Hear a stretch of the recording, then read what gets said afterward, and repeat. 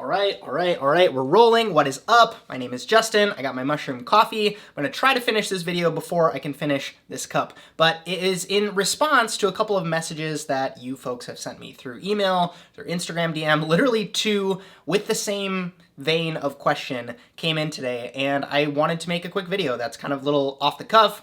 I got a couple other videos I want to shoot today, but I wanted to do it and then send it to these two individuals as kind of like my response. And typically when one question comes in from two separate people, that probably means that it expands outside of that and a couple more people are dealing with it. So let's get into the question. Oh, it's so hot. And essentially the theme of the question that was asked by both of these individuals was, I have this opportunity to go work at this really nice place. It's 4-star New York Times, 3 Michelin stars, really highly rated in the White Guide over here, and then you have this other place that's like 1 Michelin star or 2 stars New York Times, or, you know, it's still nice, but it's a couple rungs down. And the opportunity that presents with both of these is, this place would look great on my resume, I would probably get some really good experience, the networking would be great here. But then on the flip side, this place might be easier to either work my way up faster, I might be able to get leadership opportunities quicker here, the competition isn't as fierce on this side. So, Justin, which one should I go with? Great question. Good news is, I'm going to tell you, I don't think you folks have seen this. This is where I edit most of the videos. It's a standing desk, it's nice, it keeps me up off my butt, it's right next to the window, it's amazing. I feel like I'm particularly qualified to answer this question because I've been on both sides, and I want to share a little bit of my experience and then share the pros and cons of both. So, I started off going down that route of going for the Michelin star places first, going with the places that had the highest pedigree possible, the ones that would look great on my resume, the ones that I thought would give me the skills required to ascend quickly in that domain. What ended up happening though was I got really caught up in the fact that I wasn't moving up fast enough, the competition was really, really fierce, and after about, you know, like I would hit like a 6-month mark or an 8-month mark at a restaurant, and it just didn't feel like I was moving along fast enough. So I would get frustrated and then move on to the next one and use basically the resume from one place to get to the next place. And what ended up happening was I essentially got, you know, I would say like 4 to 5 years of experience built up, but I didn't have a lot of skill to show for it. So then I flipped the script. I went to this restaurant that nobody had heard of in Norway, Lysverket, and they had no Michelin star. There was a ton of really talented people working there.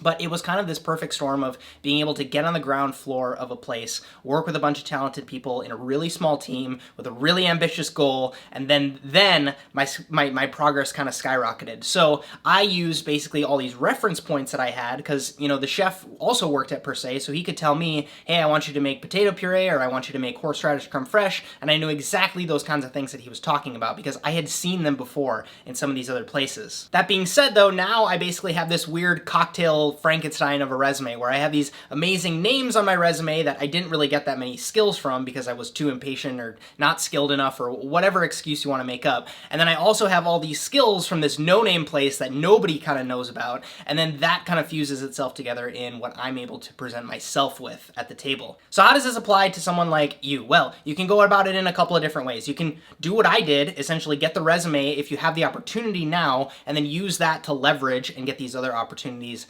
later, or you could actually just be more patient than I was. You can say, you know, I'm going to spend 4 years working at this place and kind of work my way up no matter how long it takes, and I'm going to be satisfied wherever I am at that 4-year mark. And that's what you decide, and that's what you kind of move on from there, but you kind of dedicate yourself to this place. That's something I never did, so maybe it's something that's going to work out for you. The other flip side of it is you can do exactly what the two gentlemen said in their direct messages to me. They're like, well, I could probably like work my way up into a leadership position at this smaller place, the less recognized place, and then leverage that and, you know, get a little bit higher up when I go to this more recognized place.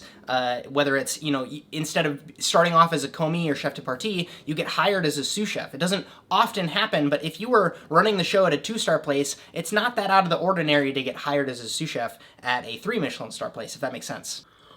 The thing I want you to keep in mind, though, is you're never going to know the alternative. I tell the story about how I stood outside of Alex Stupak's Empion because I wanted to get a job there for 4 months to hold myself over because Per Se told me to wait to get a line cook job there. And I was standing outside and I said no, I didn't want to do it, and that led me down the path to being on the opening team of Grace, you know? Like, you're never going to know basically, I spend zero time thinking about what it would have been like if I would have gotten that line cook chef de partie job at Per Se instead of going to Grace, because it changes everything, right? It's the butterfly effect story, right? So you're never gonna know. You're way better off just making a decision and realizing that, especially if you're young, you have all the time in the world to flip it the other way. But I would also argue a point that I've made in the past where somebody gave me the advice of, when you're working at a 3 Michelin star place, you can always go down to 2 stars. When you're working at a 2-star place, you can always go down to 1 star, because you're technically sacrificing, you're giving something up in exchange for something else. But it doesn't always work the other way, right? Like, it's not always as easy to go from 1 star to 3 stars. Does that make sense? Also, one more caveat I would add: if you're gonna not be inspired by the food at any of these places and you're just going for resume's sake,